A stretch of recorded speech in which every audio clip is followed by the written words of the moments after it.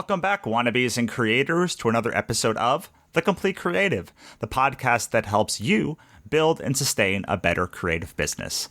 And today on the show, I have a kind of special segment, maybe. You know that I usually bring on people that I know pretty well, but recently I asked my Facebook friends for new, cool, up-and-coming people I may not know that I should interview.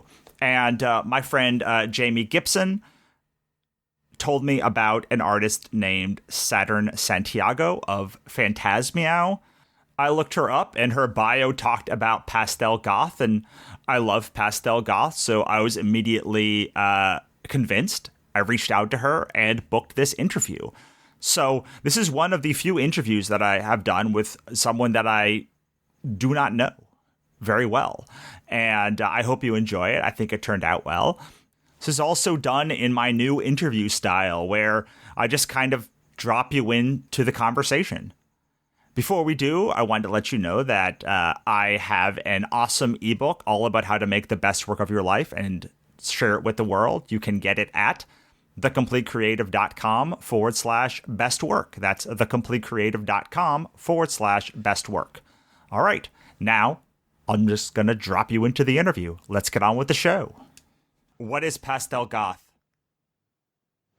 To me, I like it's a mixture of some macabre imagery like skulls or skeletons, anything of the oddities or unusual, and then some pretty colors like pinks, pastel purples, blues, all my favorite things just combined into one.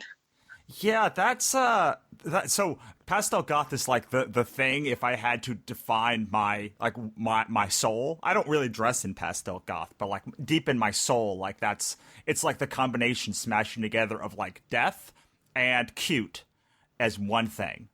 Mm-hmm.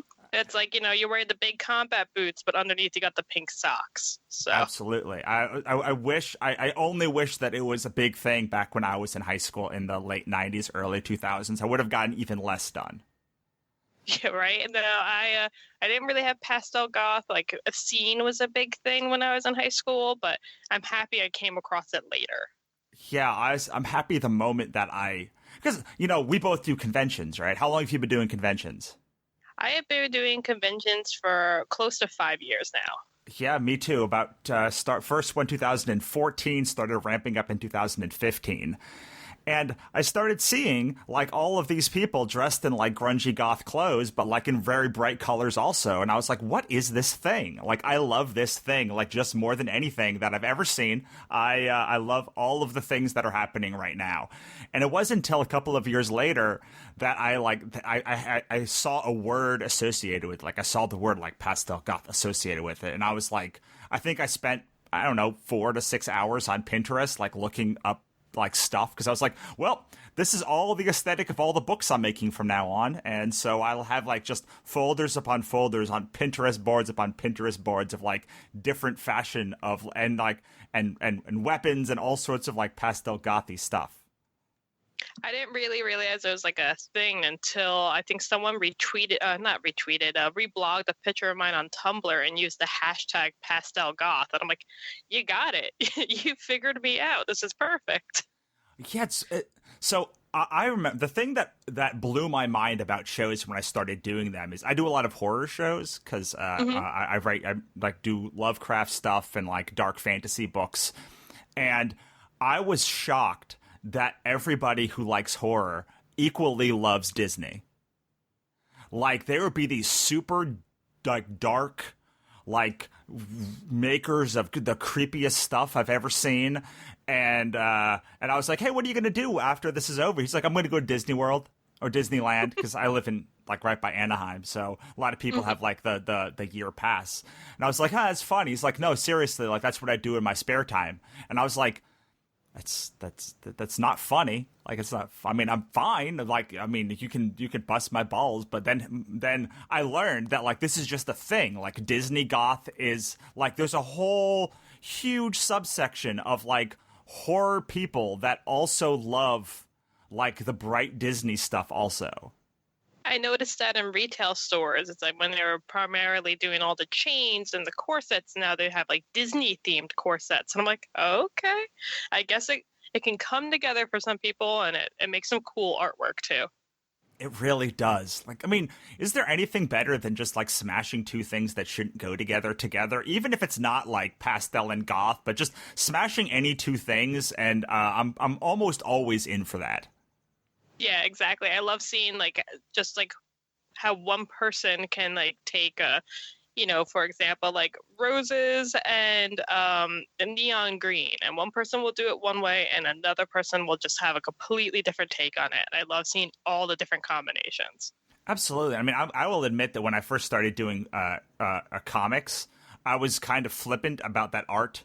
I was like, it's art. Art is art. Like, just like throw it to somebody. Like, they can all do it, right? And it wasn't. I was quickly dispelled of that, obviously. But yeah, it's amazing to me that you can even give the exact same prompt to 20 different people, and you'll get 20 different styles and 20 different themes, and 20 different things will come out of those 20 different pieces, whether it's writing or art or sculpture or really anything.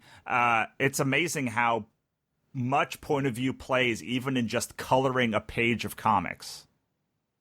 Yeah, absolutely. It's like I noticed that too when you do like art classes and everyone's just like, doing a still life, and how someone will always find something else to draw on it. And I really like seeing other people's interpretations of what the prompt is, exactly like how you just described. So let's rewind a little bit, because I've been testing out just starting with the more silly questions to start off the show. But I love for you to talk a little bit about yourself and like your art and sort of your process from exploration from maybe the beginning of your career or wherever you want to start to what led you to now. Okay.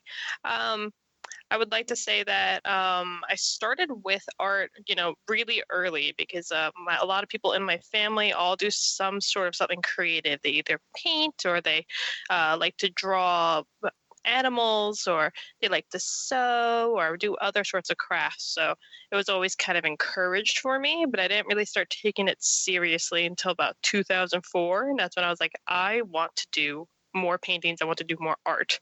And I don't want to just do anime and manga, because that was my original plan, is I wanted to be someone who made mangas. That's a great ambition. But what made you change from sort of doing manga to doing more of maybe the painting you're doing now, or what influenced that decision? So I just kind of kept pushing this manga thing, and I kept doing classes, and they were great because the classes I took, they weren't just how to draw in a manga style, they were how to create stories behind what you were drawing. And it was very much a how to draw anime class, like how to build your world. And I really kept pushing that. And it really wasn't until about 5 years ago that I was doing another anime convention, and I was just still not producing. Like, I wasn't making table costs. I was out all this money on this last trip. I'm like, forget it.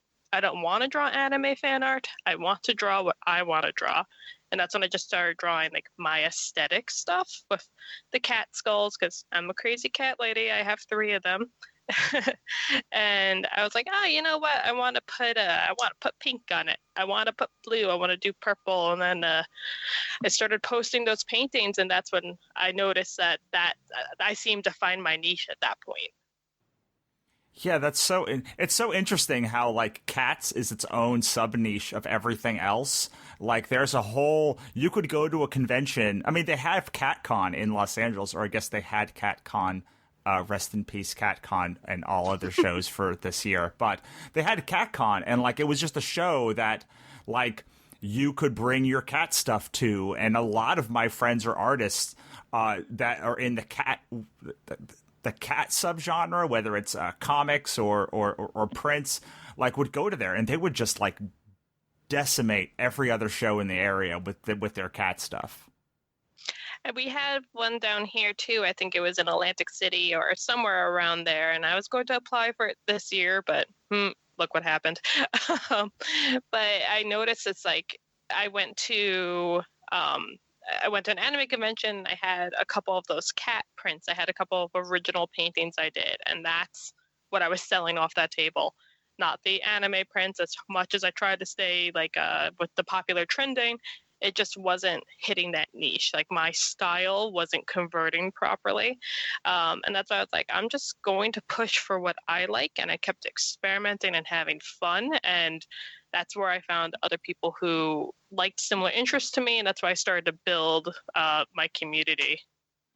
That's so interesting because, like, oftentimes you hear, especially in anime shows, like, there's something about anime shows that just, like, bring out fan artists. And, like, you always hear at shows, like, well, I have to do fan art. Like, I have to do fan art. Like, that's what's popular. But you basically are bucking that trend. You're saying, like, no, it was when I started doing my own thing and when I started following my own voice. Like, that's when I started actually building a following, and the fan art was not servicing me. Yeah, it's like not to knock people who do fan art, because I know a couple artists who are incredibly successful just doing fan art, but I was not hitting those marks. And, I kind of broke my rule. I did wind up making a few anime fan arts afterwards, but I did my own twist on it.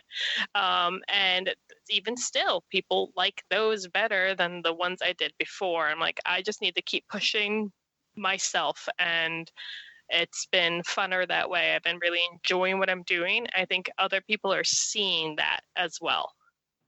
Yeah, I really like that you said, that you're having more fun and people are seeing it, because I do think that's an important part. And I also will not knock fan artists, because like, there are some amazing ones out there, and a lot of my, like, what happens it's always happens at anime conventions where, like, I'll be tabled next to somebody and they will just be like, how much should I make this weekend? $800. It's like, okay, $300 for table fee, give me that $500. I'm going to literally blow it all right now. And, like, they would just, and I had this every time I've done an anime convention, someone on one side of my table would be, like, just hunting for all of this, and they'd have just, like, it looked like they were having the most fun in the world there, which is something that you often don't find at other kinds of conventions. Like, a lot of times the exhibitors there, even if especially if the show is slow, are not having a pleasant time of it often. But at anime conventions,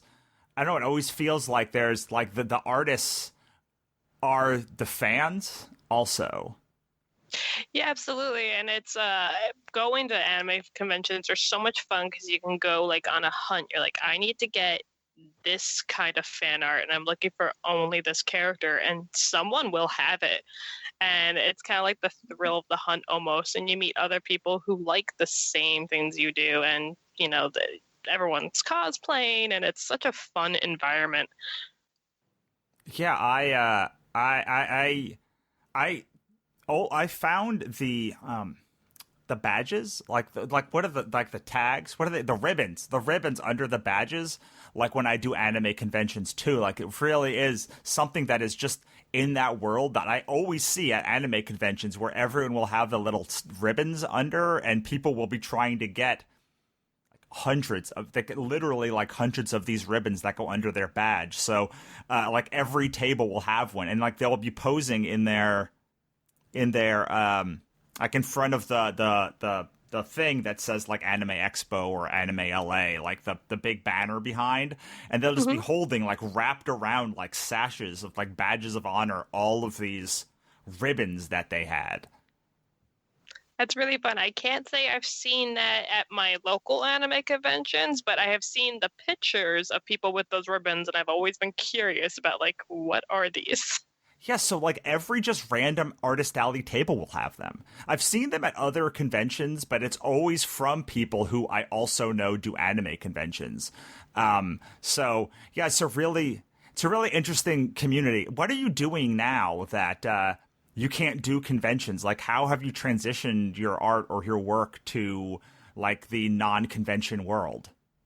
I have desperately missed going to my conventions, and there was a couple of virtual art markets that they were doing, but I kept missing the cutoff, and I was just like, you know what? I just need to focus on working, putting new stuff out, and I had finally launched my website. I was really trying to push that on my my Instagram and Twitters, and what I wound up doing is I started recently making videos, like little quick time lapse videos of me doing my art, and that seems to be like helping me stay.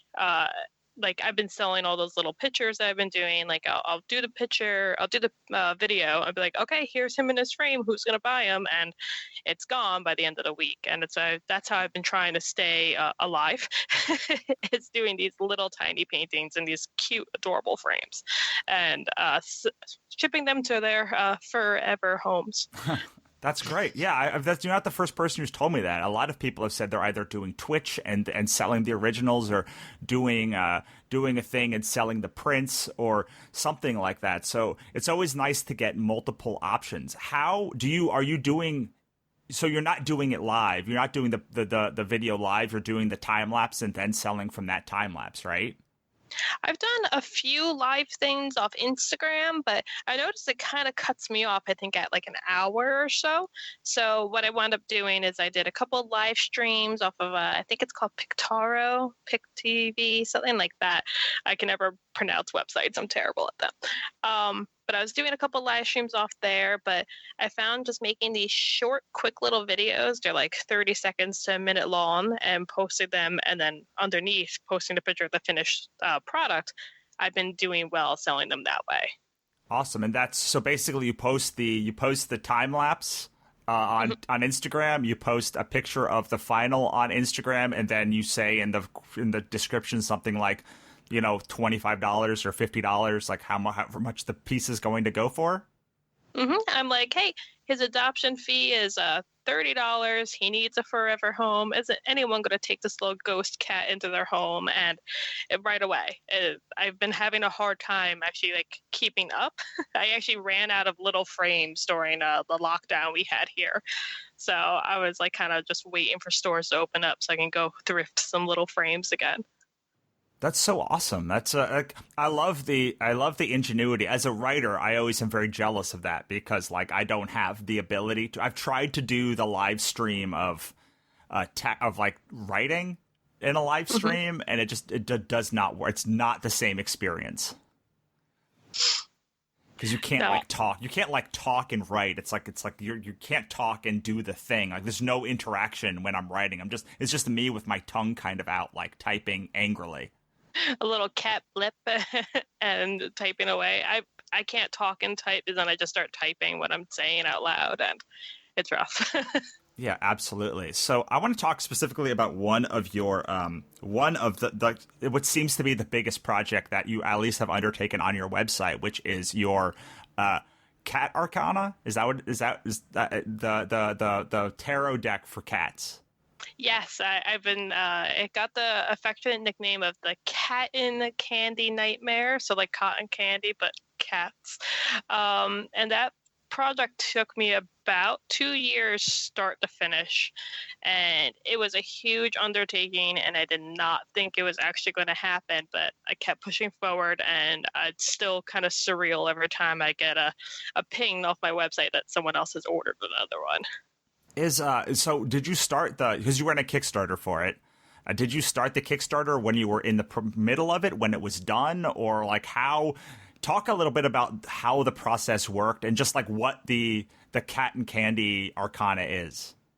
Sure. So I started it off before the Kickstarter. I started off just making a couple prints just for fun of some of the major arcanas, which are like, the things like the lovers, death, the more notable ones you see on TV. And I kept pushing, and someone's like, are you going to do all the majors? I'm like, yeah, I'm going to do all the majors. Sign on for that project. And it's like, okay, you're going to make a whole deck? And I'm like, you know what? Yes, I'm going to. And once I finished the majors, and then I had gotten all of my sketches done for all the minor cards, which in total is 78 cards, that's when I decided to start a Kickstarter, and I had posted all the majors and tried to give a timeline. How many majors are there?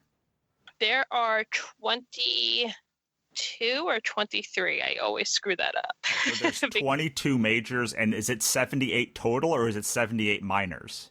No, it's 78 total. Okay, so this is a big project. I mean, you've completed 22 of them, and you're barely a third of the way done. You're not even a third of the way done with it.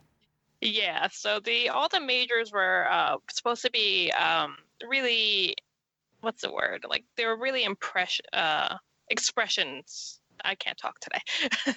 I really put my heart and soul into every single one of the majors. I really put so many hours and detail into painting these digitally to try and get them as close to my real life painting styles as I could.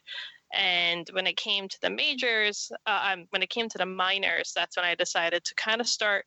At this point, it had been such a big part of my journey to make each suit of kind of a theme of what part of my artwork I had done.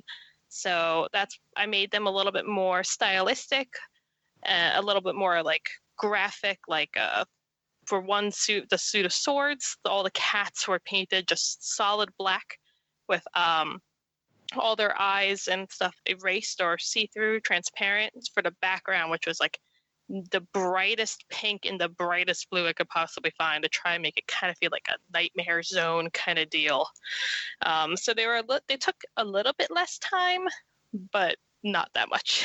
Because you were doing like 2 times more than the original major arcana, right? Yeah. So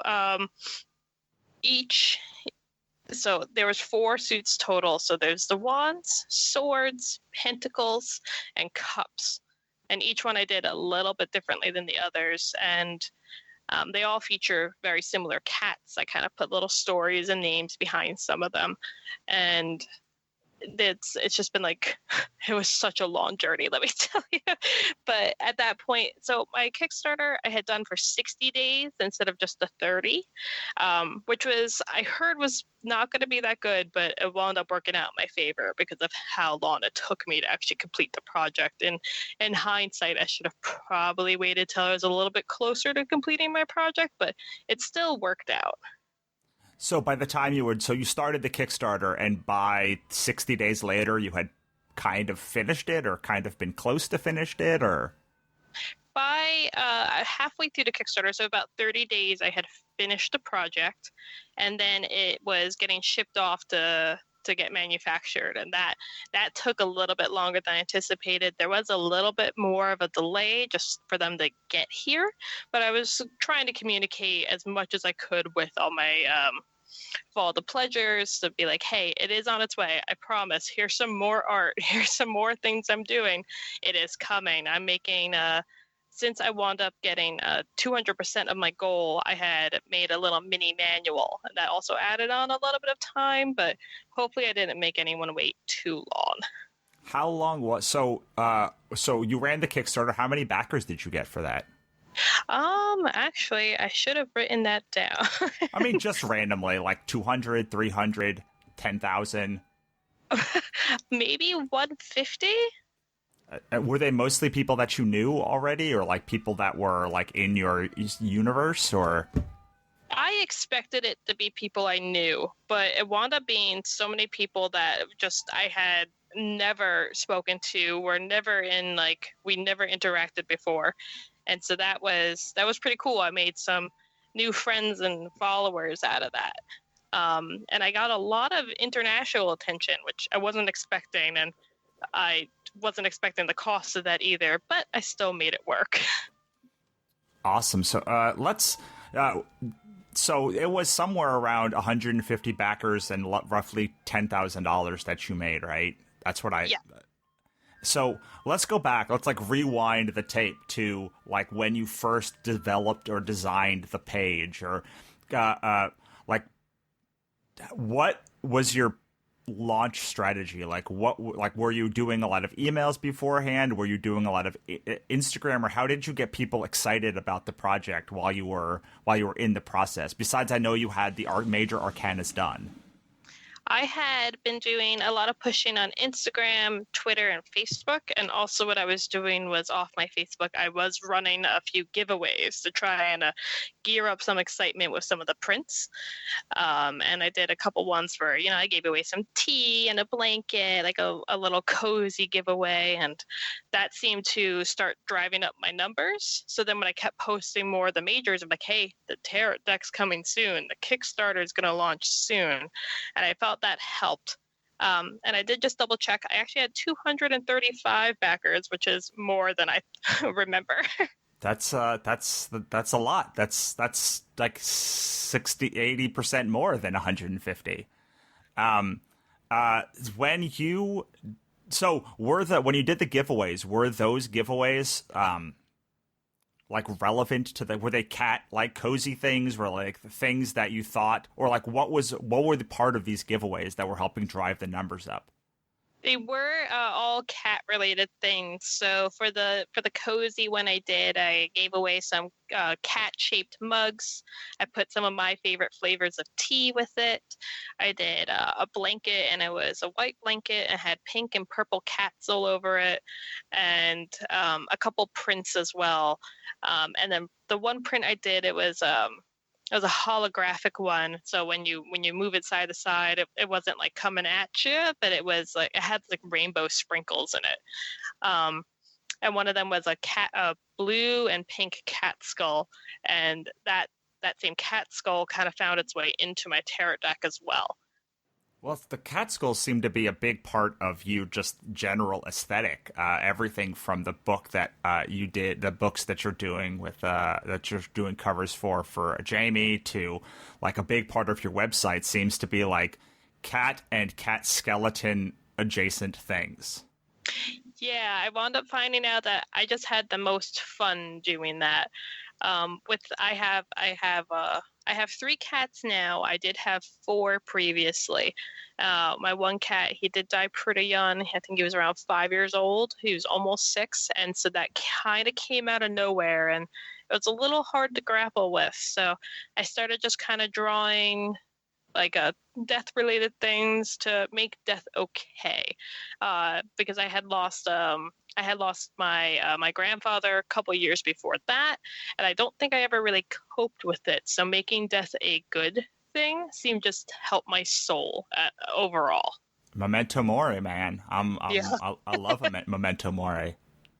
I just went to, when I was in Italy, we went to Catacomb. We went to this like house that was this like death church that was like they had these like areas that were like designed from skulls and stuff. And I'm very much into the memento mori movement, so yeah, that totally makes sense to me. And it's all about death is inevitable, and becoming okay with death by exposing yourself to it. Absolutely. And you see that so many times, like repeated in other cultures too. Like it's just something that happens, and you gotta find peace in it. And instead of just being upset that they're dead, you remember the good things instead. And that really helped me through it. So that's really why cat skulls kind of just became my thing. I had a lot of fun drawing them. I feel like sometimes I'm kind of good at drawing them, even though sometimes with some of the little ones I do, I'll sometimes kind of fudge the anatomy a little bit, but it's stylistic. You still get what I'm going for. Absolutely. I like what you I like that there is this sort of calm in the cats, or that the cats on your website. And I love that it feels like there's a story behind each one of the paintings that you do. And I know you talked a little bit about story before, but I do think that people don't credit artists enough with like the story behind the singular piece, which is different than the story behind like sequential art. Could you talk a little bit about the importance of story and like how you think about story when you're designing something? Well, when I first started drawing the cats, I needed to kind of give them personality in order for me to continue to like them. So I was afraid that if I just kept drawing cats, I was going to get burned out and I wasn't going to enjoy them anymore. So I started giving them their own personality. And even though I try my hardest to try and give them an emotion or a feeling behind the piece, even though it's just a skull. I want you to see if it's happy or if it's feeling a little upset about something or if it's scared. And I feel like when you put some emotion into a piece, whether you're painting a person or an animal or a triangle, you wind up, if you put emotion into it, someone will read emotion back, even if it's not the same thing you're portraying. It's like there was one I did of it's a cat. I named her Planchette. She's a purple cat and she has pink eyes and she kind of has too many eyes. It's a little bit of a body horror thing where she just has multiple eyes all in the one eye socket. And the more I draw her, the more eyes I give her, and the more I'm trying to make her seem like she's starting to get a little freaked out. But someone seemed like, oh, she's so happy. And I'm like, yeah, if you see that in her, I'm happy you were able to put a personality to her. And so for me, I feel like that's what keeps people engaged. Otherwise, I'm just drawing the same cat over and over again. I love that you said that because I think there's two things. I think you're absolutely right that like if you have emotion in what you're doing, then like people will read emotion. But I also love that you were talking about like sometimes it's not even the emotion that you were intending while you were drawing it. Sometimes it's like you put an emotion in there and then it gets read differently. But the fact that there's an emotion inside of something is it's sort of the springboard or the spark that lets someone connect to it, and then they connect to it in their own way. Exactly. I always felt like that was very important in art. And when I was in high school, I took a lot of art history classes, and I actually didn't do that well in them because I couldn't remember dates to save my life. But I always, whenever we had to talk about a piece, I always sat there and talked about the emotion I felt from it. And I could see my teacher rolling his eyes because he's like, I want you to tell me what kind of fresco it is. I don't want you to tell me if you think it's happy or not. And I've always kind of been that way. And it was the same thing when I guess it was a little bit of Bob Ross inspiration. You know, you got to make all the trees happy. Because I wound up being an art instructor for a while, and it was one of those like paint and boozy places. And even still, people are like, oh, I can't draw. And I'm like, well, try. And, you know, they're like, oh, this tree looks sad. I'm like, okay, well, let's put some happier branches on it, or let's go with that theme. Let's make it a sad, droopy tree. Come on, let's do something with it. And I always had fun doing that. And I think that I turned around their attitudes too, instead of them just giving up and making me do the painting for them, that they wanted to go back into it. Absolutely. So I'm not an artist, but I paint a considerable amount, I guess, for a non-artist. And I always think my stuff is not good.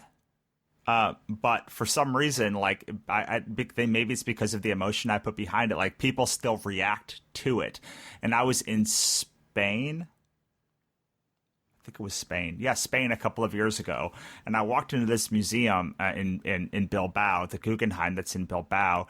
And like they just had a ton of Basquiat work. And I was like, wow, this guy, like by all contemporary standards, can't paint at all, like not even a little bit.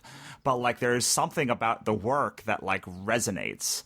And I then remember going into like Picasso's work, one of Picasso's studios in Barcelona, and I remember looking at sort of his early work, which was like he's like a great artist, just like technically he's a technically great artist, but the work that he had at the beginning of his career didn't like really resonate. It wasn't until he made it his own and he put his own emotion and he started to commentate on the world, even though that work was technically less good, like it was actually considerably better because he had taken it and made it his own and assigned his emotional take on that work. That's what I think about that a lot, because some people like to bring that up, you know, people who don't believe in this sort of thing. They're like, oh, well, he was great, and then he just started to get bad as he got older. I'm like, no, he if you look at that art, you can't feel anything from it. It's because I think the story goes that like that was something that his parents had pushed him to do.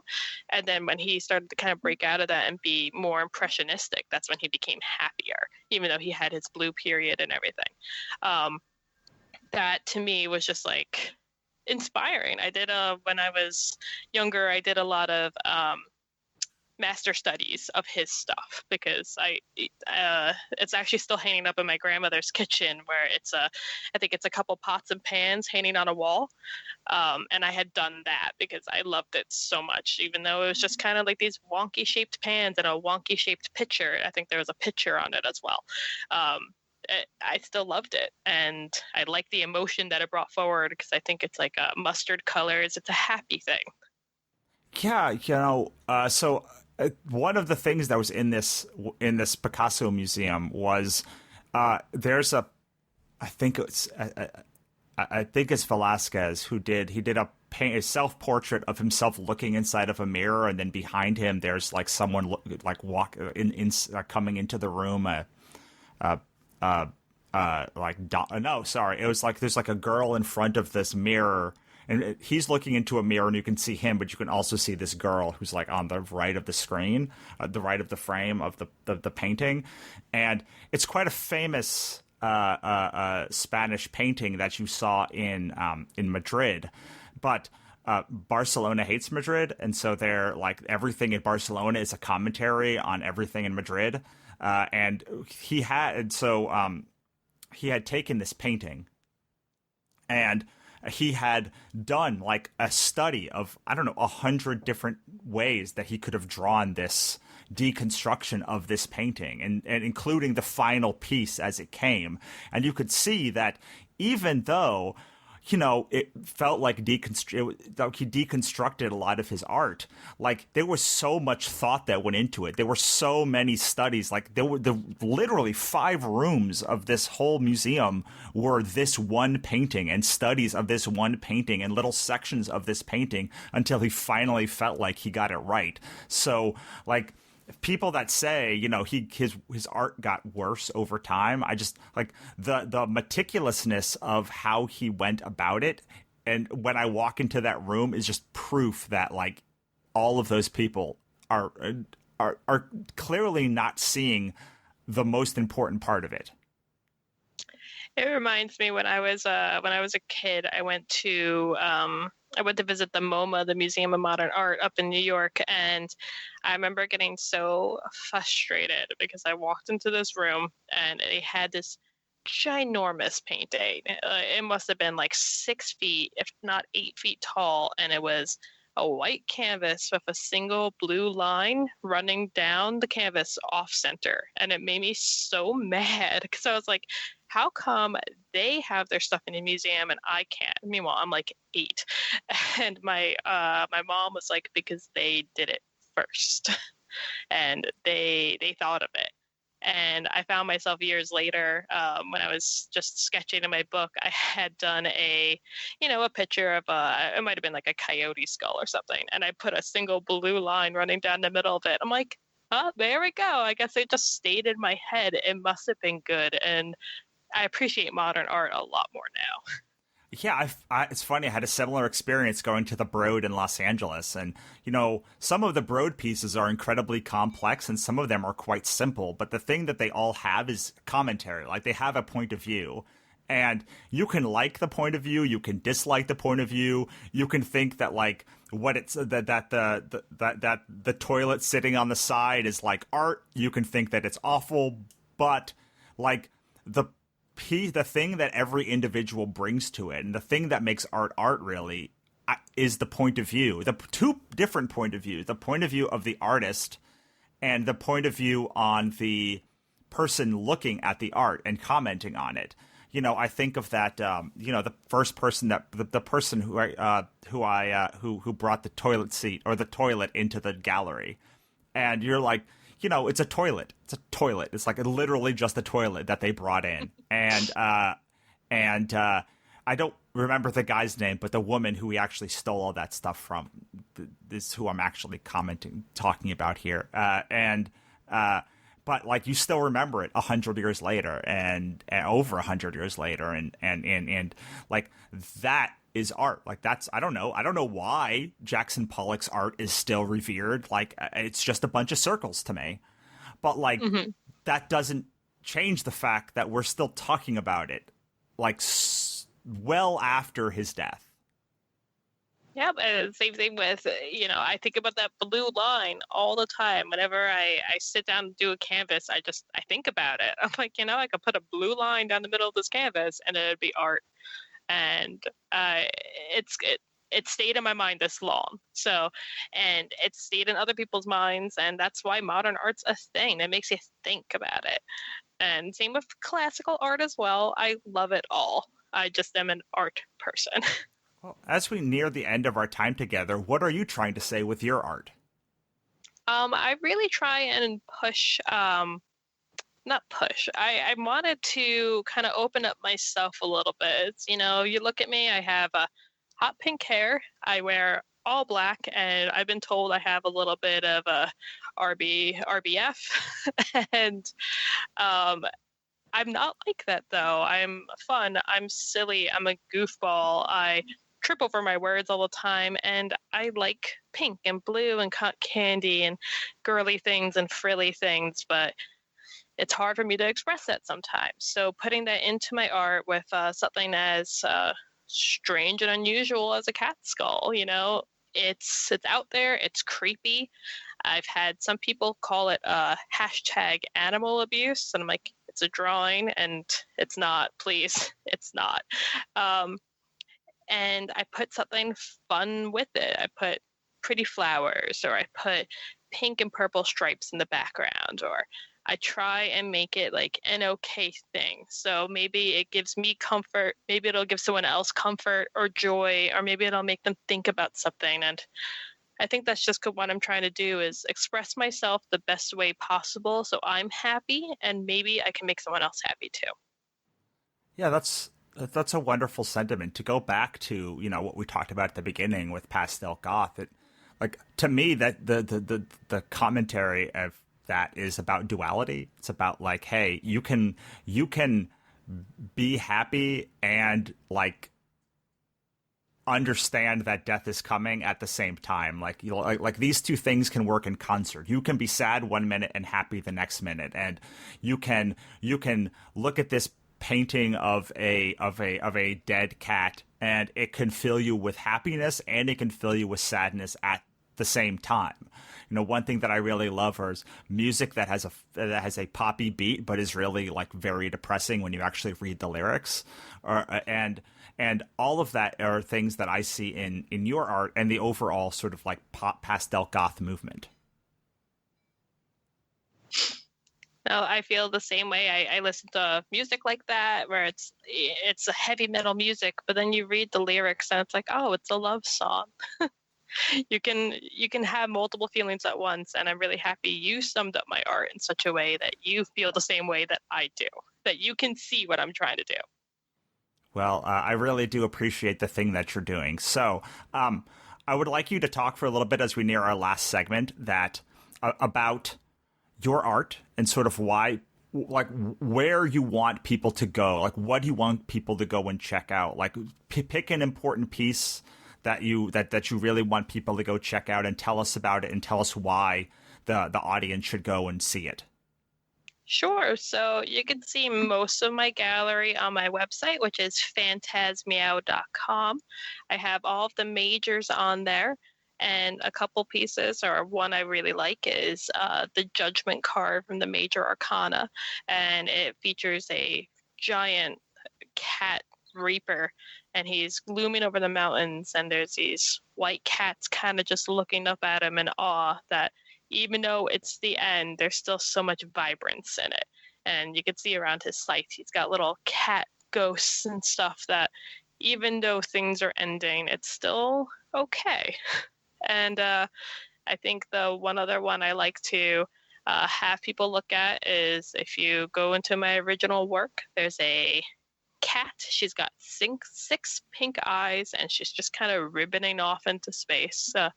And I feel like that, for me, that sums up a lot of what I've been going through this year. Is that, like, I just got to keep kind of floating here, even though I'm kind of being pulled apart by this year. But I'm going to keep going forward, eyes forward, and it'll get better. I love it. I think that, and your work is really incredible. I really enjoyed taking a look at it. Could you, as we for our last segment, we always do the same thing, which is, could you tell us your Instagram handle and then, or Twitter, or wherever you want to, like wherever social media that you would like to send us also, and then just a piece of advice that you've heard in your life that you give often that helps people that you think helps people become better creators, or helped you become a better creator, that we can use as we like sort of drift off into the next podcast that people are going to be listening to after this. Just what you'd like people to leave this podcast with. Sure. So you can find me. It's easy on Instagram, Twitter, Facebook. It's all at Phantasmio. And I've had two pieces of advice that I give often and were given to me. And the most important one was from my grandfather. He told me you get more bees with honey than you do vinegar. And I've always ignored him. But later in life, now that he's gone, I've noticed that I'm not going to get anywhere being stuck up. I got to play nice, and I've made amazing friends and became my truer self. And the other most important advice I gave was given being an art student. I gave as being a painting instructor, and I still do to some of my newer followers now, is that just because you can't do it now doesn't mean you can't do it later. You know, I've been painting for over 20 years. That's why I can do it in 10 minutes.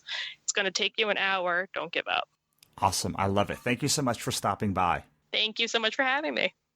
So that was my interview with Saturn Santiago. If you like her work, please go check it out and grok it. I mean, I think that if you are a Pastel Goth fan like me, if you're a fan of Memento Mori, as we talked about on the show, you're going to enjoy her work.